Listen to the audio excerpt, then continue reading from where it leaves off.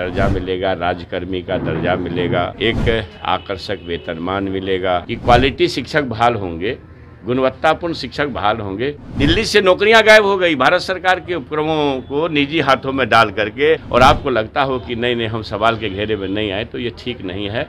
आप अगर राजकर्मी का दर्जा चाहते हैं तो एक कदम आगे बढ़ने के लिए थोड़ी मेहनत करिए। करने वाले लोगों को हवा दे रहे हैं। लगातार कई बीजेपी के नेताओं ने ऐलान किया है कि हम लोग खुले रूप से जो है नियोजित शिक्षक हो या अभ्यर्थी हो उसका हम समर्थन करें। नहीं, आप ये बताइए ना कि राजकीय दर्जा मिलेगा, राजकर्मी का दर्जा मिलेगा, एक आकर्षक वेतनमान मिलेगा, गुणवत्तापूर्ण शिक्षा प्रदान करना, ये महागठबंधन सरकार का संकल्प है और संपूर्ण राज्यवासियों के लिए ज़रूरत है। आप सभी महसूस करते होंगे कि गुणवत्तापूर्ण शिक्षा की कितनी ज़रूरत है, और गरीब, मजलूम और बेबस आदमी सरकारी संस्थान में ही अपने बच्चों को पढ़ाते हैं। किसी निजी संस्थान में पढ़ाने की उनकी क्षमता नहीं होती है। अब एक शिक्षक को, अगर अभ्यर्थी को शिक्षक बनना है तो जो पात्रता परीक्षा उन्होंने दी है, जैसे ट्रेनिंग किया है, सीटेट एसटीटी किया है, तो उन्होंने शिक्षक बनने की योग्यता धारण कर ली। अब जिस तरह से प्रोफेसर लोग बहाल होते हैं तो बड़े ही कठिन पढ़ाई के बाद नेट करते हैं, बड़े ही मेहनत के बाद पीएचडी करते हैं। नेट और पीएचडी करते हैं तो वो प्रोफेसर बनने के योग्य होते हैं, प्रोफेसर बनने के लिए दक्ष होते हैं। आपको नहीं मालूम कि आज के तारीख में बिना पीएचडी किए हुए कोई इंटाइटलमेंट नहीं रखता है, जो यूजीसी का गाइडलाइन है। तो जो मतलब इस ढंग की चीज़ें को हवा देते हैं लोग, उनको ये समझना चाहिए कि हमें आखिर अल्टीमेटली देनी क्या है। हमें तो क्वालिटी एजुकेशन देना है ना, गुणवत्तापूर्ण शिक्षक बहाल करके गुणवत्तापूर्ण शिक्षा देनी है। तो गुणवत्तापूर्ण शिक्षक बहाल करने में अगर किन्हीं कुछ परेशानी हो रही है, तो जो वर्षों से 15 साल 20 साल से लोग पढ़ा रहे हैं, ऐसे नियोजित शिक्षक अपने आप को नियोजन के दंश से अगर अलग करना चाहते हैं, तो उनके नियोजन में माननीय मुख्यमंत्री जी ने कहा है कि नियोजन की नीति है, नियोजन की नीति जो बरकरार है, उसमें से नियोजित शिक्षकों को हटा तो नहीं रहे, बल्कि माननीय मुख्यमंत्री जी ने कई अवसर पर कहा है कि हम वेतन बढ़ाने जा रहे हैं। मगर ये तो अच्छा नहीं है ना कि आप शिक्षक हैं, आप बच्चों को पढ़ाते हैं, और आप जो पढ़ाते हैं उसी कोर्स में से आपसे कुछ अगर सवाल पूछे जाते हैं और आपको लगता हो कि नहीं हम सवाल के घेरे में नहीं आए, तो ये ठीक नहीं है। आप अगर राजकर्मी का दर्जा चाहते हैं तो एक कदम आगे बढ़ने के लिए थोड़ी मेहनत करिए। ऐसा नहीं है कि आप बीडीओ साहब हैं, सीओ साहब हैं, या किरानी साहब हैं, या बाबू लोग हैं कि भाई आपको पढ़ाई से रिश्ता छूट गया। आप तो लगातार पढ़ाई के संपर्क में हैं।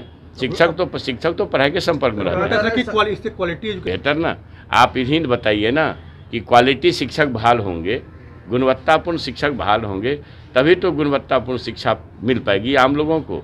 इसलिए हमारे राज्य के हित में, माता पिता के हित में, छात्रों के हित में, और फिर सबसे बड़ी चीज़ जो है, ज्ञान की भूमि अगर भारत है तो उसके सबसे बड़े आधार बिहार है। तो ज्ञान की भूमि बिहार है, अहिंसा की भूमि बिहार है, दुनिया को शून्य का ज्ञान दे करके गणित का बोध कराने वाली धरती बिहार है। तो जो ज्ञान का परचम विरासत में हमारे यहाँ लहराता रहा है, इसके लिए चिंतित हमारे राज्य नेतृत्व हैं, माननीय मुख्यमंत्री जी नीतीश बाबू और उप मुख्यमंत्री तेजस्वी प्रसाद यादव जी। तो इसको लोग को स्वीकार करनी चाहिए और इस बात को अनावश्यक तुल नहीं देनी चाहिए। और विरोधी का जो काम है वो अपने काम में लगे हुए हैं, वो बरगलाएंगे, भ्रम फैलाएंगे, का भी विरोध है वो भ्रम फैलाएंगे। अब एक तो बता दीजिए ना कि संभवतः आप लोगों को ज़्यादा जानकारी हो, जो बड़े नेता हैं बीजेपी के सुशील कुमार मोदी जी, उन्होंने एक अवसर पर कहा कि वेतनमान भगवान भी नहीं दे सकता है धरती पर। भाई सरकार वेतनमान देने जा रही है, आप बीजेपी के लोग कहते हो कि भगवान भी नहीं दे सकता है। दिल्ली से नौकरियां गायब हो गई भारत सरकार के उपक्रमों को निजी हाथों में डाल करके। भारत सरकार के जो बड़े पैमाने पर रेल में नौकरियां दी जाती थी, अन्य जगह नौकरियां दी जाती थी, 2 करोड़ नौकरी का वादा था श्रीमान, 9 वर्ष में तो 18-16 करोड़ लोगों को नौकरी होनी चाहिए थी वादे के हिसाब से, तो नौकरियां कहाँ गायब है।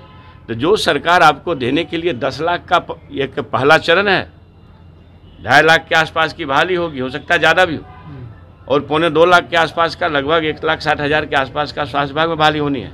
तो जब इतनी बहालियाँ एक साथ लगभग 5 लाख के आसपास, 4 लाख के आसपास सिर्फ 2 विभाग में बहाली होने जा रही है, तो आप राज्यवासी इस बात को गंभीरतापूर्वक लें, और हमारे जो बेरोजगार हैं वो भी इस बात को गंभीरतापूर्वक लें।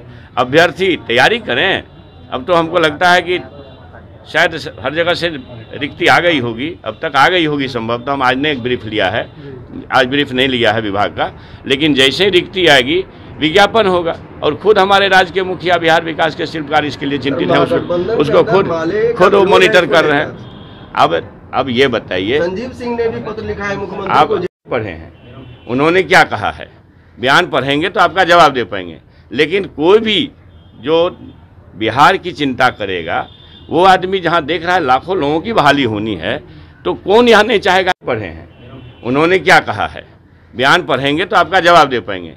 लेकिन कोई भी जो बिहार की चिंता करेगा, वो आदमी जहां देख रहा है लाखों लोगों की बहाली होनी है, तो कौन यहाँ नहीं चाहेगा कि गुणवत्तापूर्ण शिक्षा के लिए गुणवत्तापूर्ण शिक्षक बहाल हो।